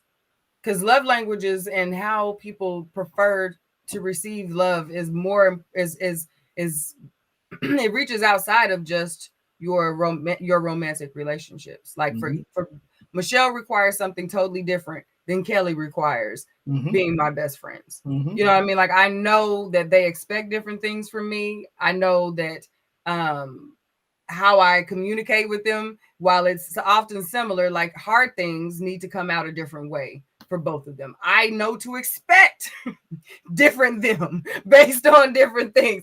You can put the flashcards up and say, pick Michelle's comments and pick Kelly's comments, and I can damn sure boom, boom, boom, boom, boom, boom, boom. Like, because you learn to expect certain things from people. And when you love them, you're willing to make that work, so that you recognize that this is not what they need, or I need to adjust and say, hey, you know what? I didn't do that well. I'm sorry. I know I've definitely had to do that with both of them at different times in our friendships, and say, yeah, I'll do better. And they're like, no. And I'm like, yeah, I've seen other people love you this way, and I didn't do that. Like, I need to do better. I recognize you responded differently to this than what I did, and I would like to have that for you. You know what I mean? I need to show up that way, and I'll do better. So, and you don't always need agreement when you're being accountable. Like, don't tap yourself out of being accountable for the people that you love, because sometimes we do that because we love you. I'm that just popped in. I was supposed to be quiet, but like we can easily allow people to talk us out of being accountable. No, it's nothing. Oh well, they said it was no. They love you. They were being nice. It was something. They just didn't want to make it a thing right in this moment, but still fix it. If it was enough for you to catch it. Fix it. do that. You know, if they didn't need it, somebody else needs it. Somebody else needs it. If it stood out enough to you, somebody else needs it. Yeah. I agree. Yeah, I sorry, I was blocking all of this I stuff. know. You good. All right, we good. So I think that the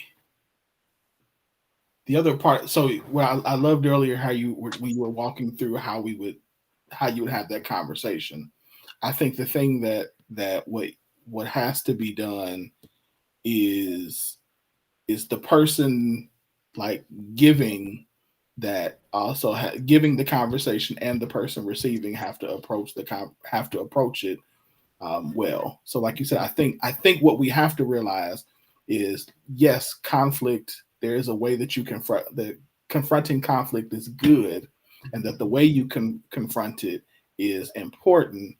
I think we also have to take that next step to understand that this is how we actually build strong, healthy relationships. Yes. Like strong, healthy relationships are built not the bliss times are great. Like the honeymoon season is wonderful, but the real relationships that last are the ones that are able to come out of the storm and say, "Man, look at I learned something anew about you." Like there is intimacy and revelation. Let's use the church Yeah. Mm-hmm. of your partner that you only can find in confrontation. Yep. And so, whereas, even though, like you said, yes, we do have to learn how to have it. We do have to learn how the other person, not just us, because you might need to say it nice to me, and you might need to hear it not so nice in Mm-hmm. order to get it. So we have to learn all of that, but we also have to go into it um, not saying that I'm not going to be my full self or show up or be ready when the other person calls us out. Because if somebody goes, "Oh, nothing," what you said, what you say, nothing, you don't even like me, nothing I do Yeah. right. Nothing I do is right. I'm always you can't do nothing. Really. No, you can't be dismissive right now. You're Mm-hmm. being dismissive. That's not what I'm saying. Yeah. So come back, Mm-hmm. have a seat, let's finish this conversation, because that is when people do that, that is a clear indication, not that there's anything wrong necessarily with the confrontation, but that there's something wrong with you as the individual, there's some kind of break or wound or trauma that you ain't healed from. You in the neighborhood. You Where on their you, street, as the pastor says. When yeah, where you they have say I'm on your automatically you street. done jump to nothing I do is right. Hold Yeah, on. yeah, I just said I don't like chocolate covered strawberries. I didn't say nothing you do yeah. is right. How do we get to that? Right. Like How we get here? Yeah. we didn't we how we go from strawberries to nothing. So I think we have to all come and say, and then be patient like with each other, because again, we don't know that. We don't come into the relationship even understanding how the person handles conflict. Like, so now we got to learn, how do you need to hear, like, again, that goes back to the initial statement of, we don't slow down enough to ask these questions, to then have the situation and then go back and say, okay, let's rewind this. Yesterday we got into it. Right. You clearly responded in a way that was, kind of, in my opinion, overreacting. Mm-hmm. Why did you respond that way when all I said was, I didn't, the way I receive, like, that's not, to me, doesn't feel loving, or that's not how I receive love, or I didn't like when you talked. Why did that elicit that response? What did that bring up in that moment that caused you to say this? Mm-hmm. And then you have to, the person being asked that has to say the truth. Mm-hmm. That's how we build relationships. That's how you love somebody the right way. And then again, that's how your relationship gets stronger, because it's gonna happen over and over. Yeah. Forever is a long time. It is. Forever is a long. time. It's forever, y'all. Ain't nobody else. That's it. Forever, ever. That's it. Forever. Wedding. Forever. Right. You're done. That's what that's what you go into it for. You know what I mean? Like that's the ideal, So you have to have just like that's self-care. That right there is self-care. You know what I mean? Knowing that this ain't gonna always be easy. And it's frustrating being in a long-term marriage and seeing people reduce this part of being in a relationship. It's now become because we started to break down what was so toxic about our grandparents and all this other stuff, and what it means to go through something. So now we got toxic love, and and there are some things that fall into that category. But for those who have not experienced something like what I'm talking about, something that is really going through a day to day, that is trying its damnedest to be set up in a healthy space, and, going through some things, but going through what life happens with parenting, death, finances, trying to buy a home, build a home, all of those things that can play on an individual, let alone two people. Then you add children and family, like all of the things that happen to that. It drives me kind of crazy how we're reducing it to, oh no, we shouldn't have none of that. Like ain't no room for none of that. Like if it's healthy, if it's good love, real love, if it's right, those types of things have kind of tainted this conversation as well, because the rose-colored glasses and the honeymoon phase have clouded this conversation in a way that has made it so we can't have a healthy conversation. We can't confront the things, hey sugar, that we need to as a community, so that our couples can get stronger and our families can get stronger, because we keep running from this confrontation. Now it's a buzzword. I mean, our Black love has been catered. We got buzzwords and all kinds of other BS in the way that are making it so we can't just get down to it and fix it.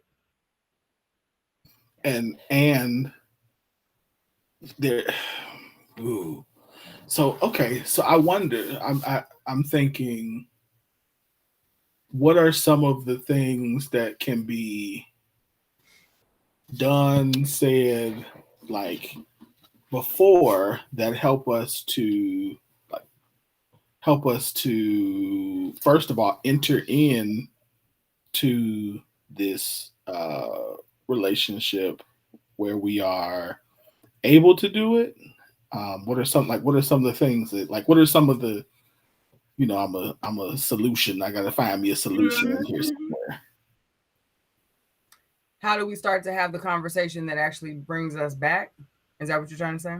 Well, first, how do we I would say first, how do we enter in well, where we can have the conversation well, and then, yes, how do we, if it does get off, how do we have the conversation to bring us back?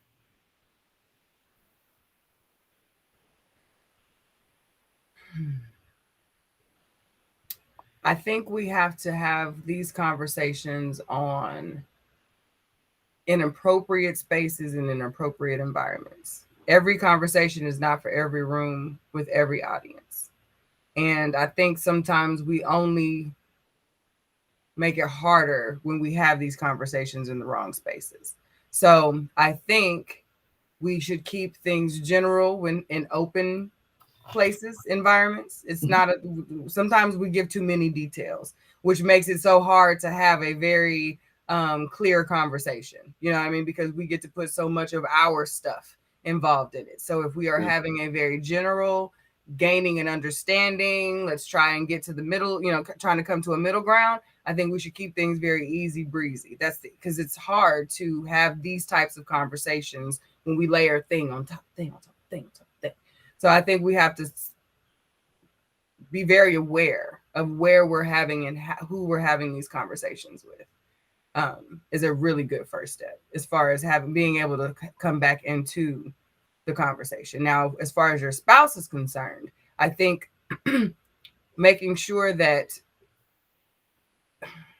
it's hard to do it when you first discover a thing, because you initially want to, like, we're taught to initially say something about it. Like, I need to address this right now. And that I know that's something that I don't know if my mama is still watching, but that was one of the things, like, growing up. Oh, honey, she's going to get you as soon as you've offended or you have done the thing. And that was not just in parenting, that was in life. It could be the cashier. It could be you where you, we're going to talk about it right now. So there's no misunderstandings and we can move forward in positivity. You know what I mean? So I think in relationships, that's good, but we still have to come at it in a way that I still want to deal with you after this.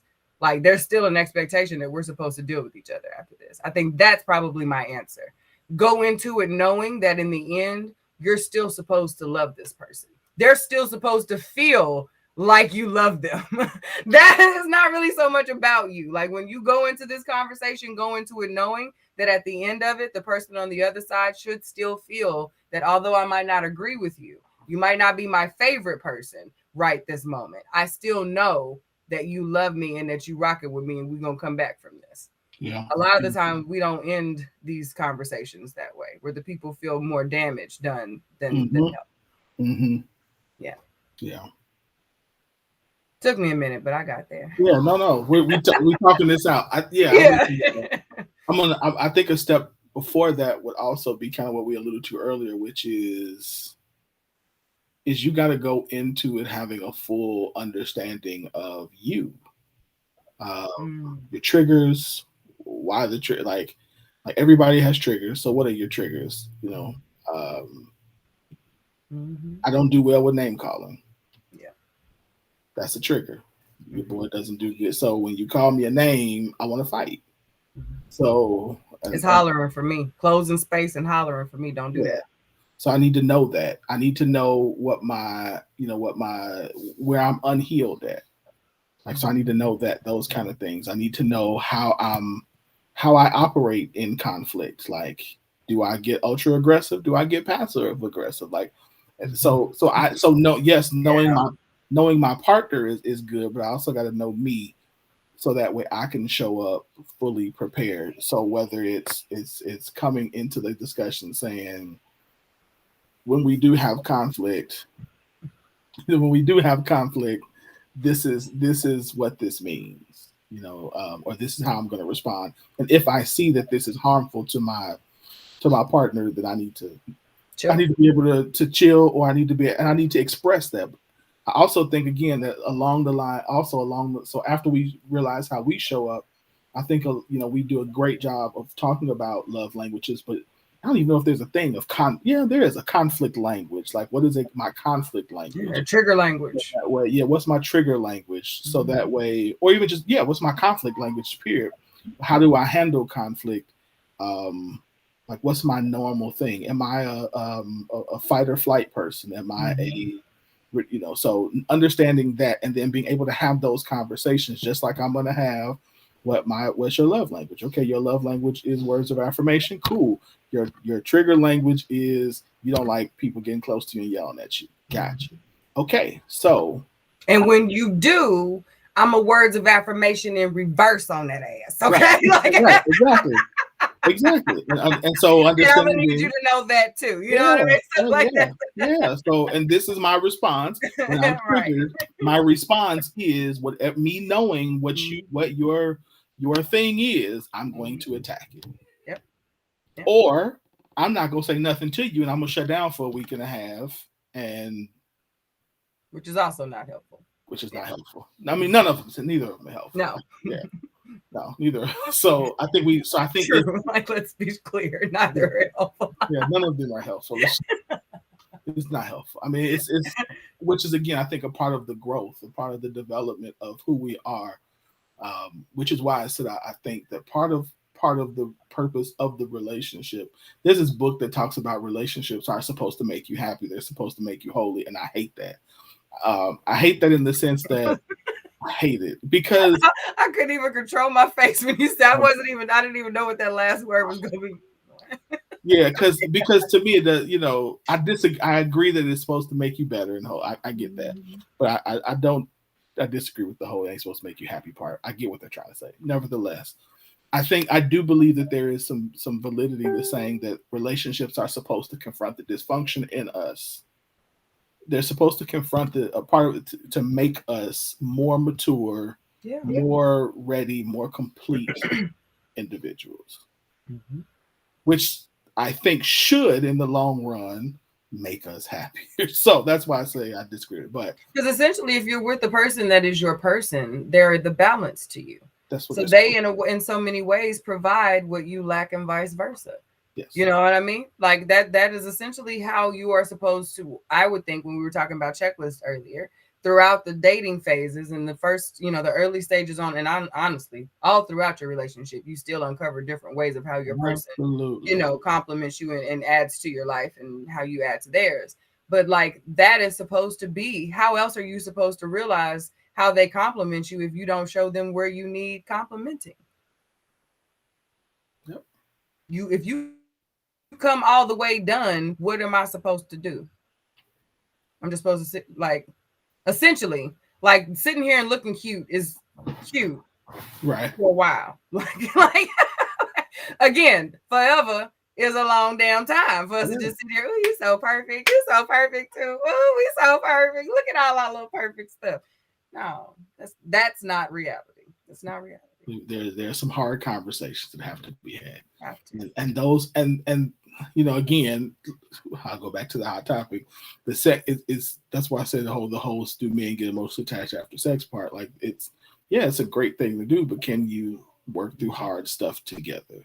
The person for you might not be the person who you have the best sex with. It might be the person who you have to learn to have the best sex with, but it's the person who you can have. You can build a business, you could build a family with, you could build yourself with, and that person, the person who's going to be patient with you and who's going to be loving towards you and work with you and all that other stuff. Sex is something in most instances we can work on. Mm-hmm. Like, you just gotta be willing to do the work. Mm-hmm. I don't know about that Yep. whole doing other stuff thing you was talking about earlier, but Forever is a long time. man, Everything don't work the same forever. you're right. You're right. But I think I'm not, my ego is not that good yet. Well, see, that's something you've identified. You got time to work on I need, I need that to work. it. I need that to work.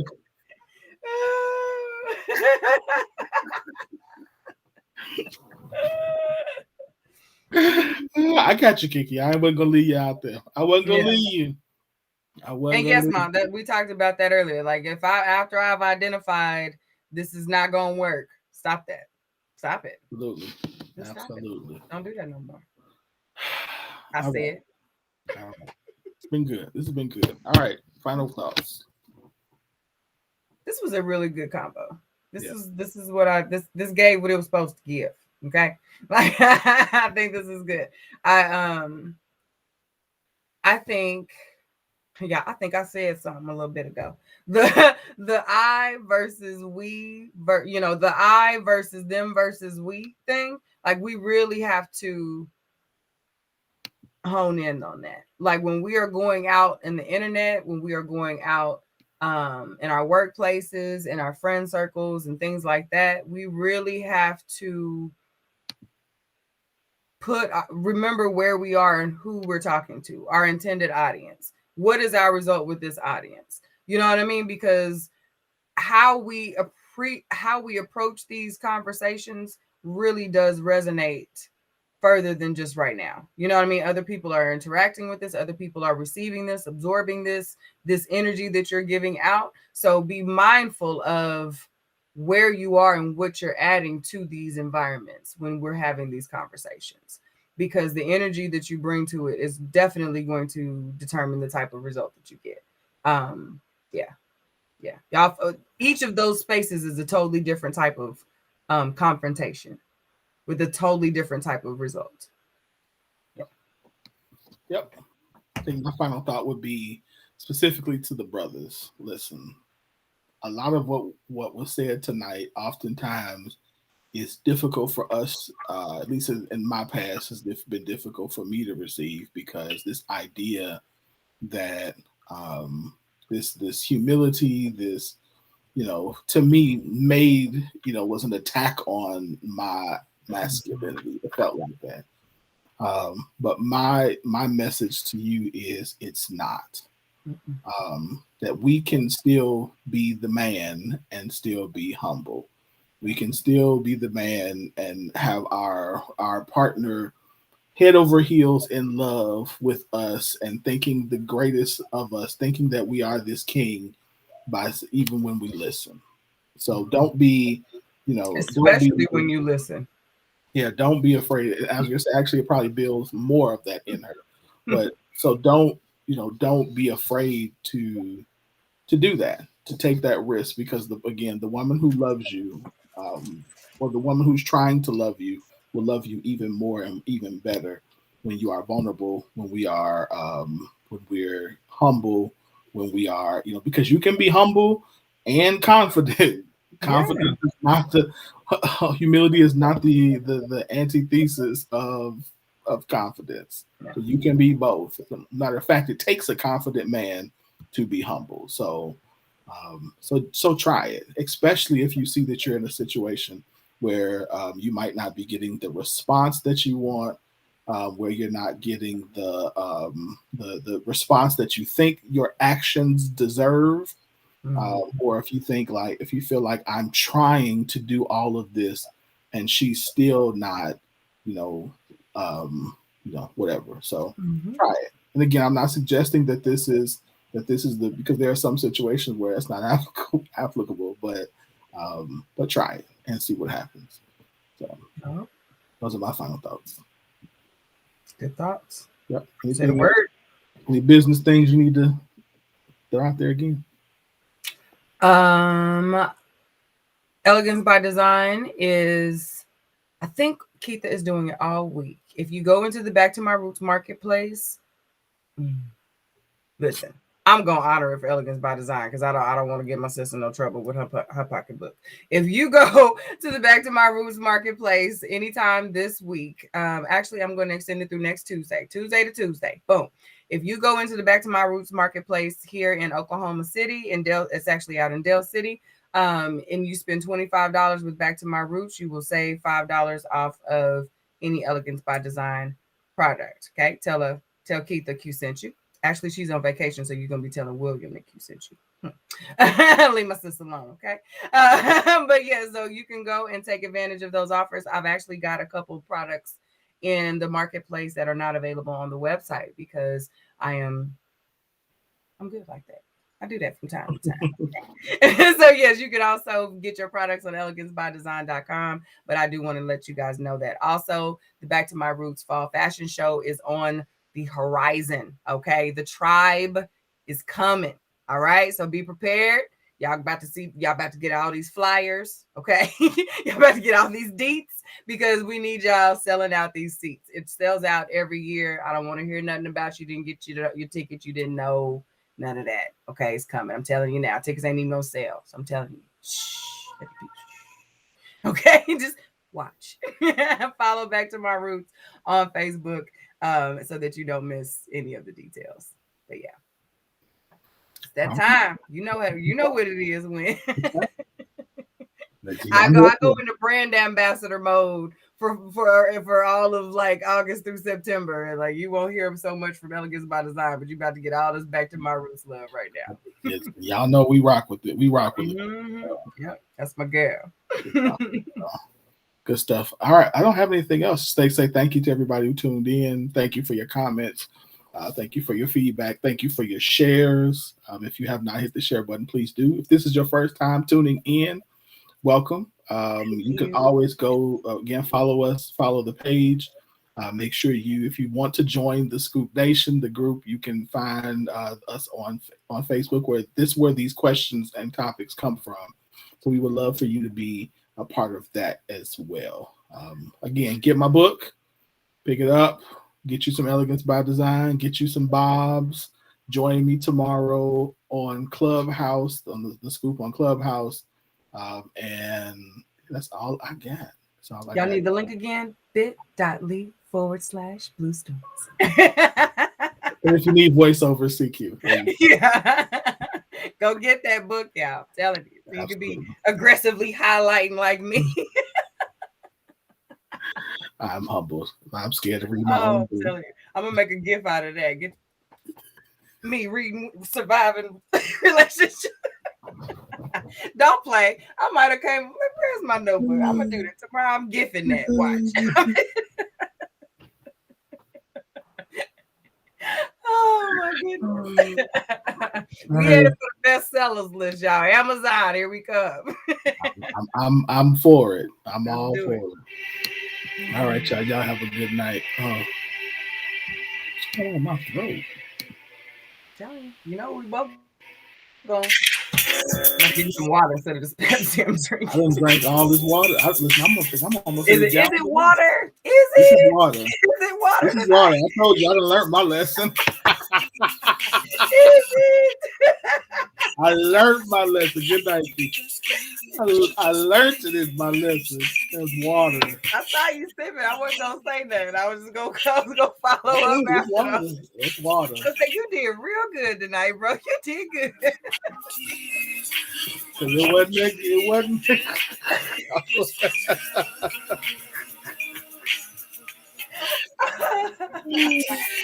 All Good right, so night, y'all y'all. have a good day.